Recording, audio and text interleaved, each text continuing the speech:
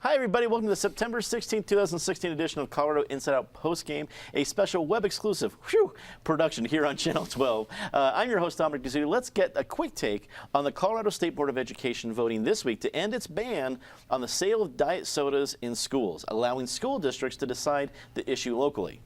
Patricia Calhoun from Westward, it seems that our long national nightmare is finally over.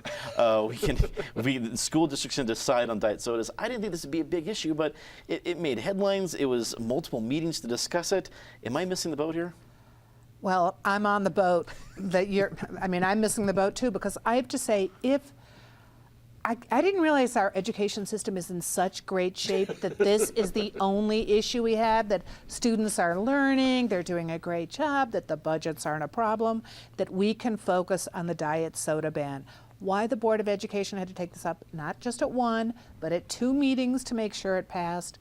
Why this is the hottest issue in education, I do not know, but it worries me because I suspect there may be some other things we should be focusing on. I share the very same thought. David Kopel from the Independence Institute and DU Law School. Maybe there's something here I'm missing, but I agree with Patty. If the diet soda ban, and this is what the State Board of Education come together for 7 years, is taking that much energy, what are they not looking at? Well, it's only taking energy because of parents who can't control their children and want the school to monitor them every second, including putting like diet soda off limits to them, ignoring the fact that you can go across the street to the 7-Eleven and buy a diet soda there. It's long overdue for repeal, should never have been enacted in the first place, and they had to do it at 2 meetings because that's how their rules are, that if it's not 7-0 at the first meeting, then you have to have a second vote where it was 4-3. There's zero legitimate reason for the Colorado School Board to be micromanaging the food and beverage available at local schools. That's decisions local schools can make, and local schools should be making that decision. Not every school is the same. Their student bodies are diverse, and different schools can make different decisions based on their particular circumstances.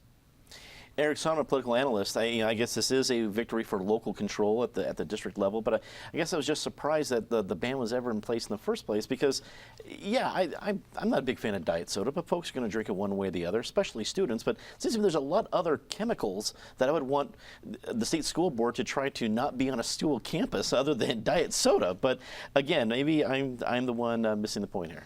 Well, because the Colorado State Board of Education has proven itself over the recent years to be such a highly functioning, cohesive, far-sighted kind of operation to begin with. Good point.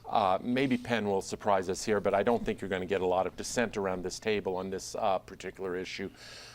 Patty, David nailed it. I don't have a ton to add. It is nice to know, given that this has been a board that has been, at the margin, but largely 4-3 Republican for some period of time, that Republicans can buy into nannyism just as much as Democrats can buy into nannyism. If this is not an issue for local control, then the concept of local control has lost all meaning. And aforementioned, our rounding out the panel, Penfield Tate, attorney with Q-Tech Rock, also a longtime state lawmaker.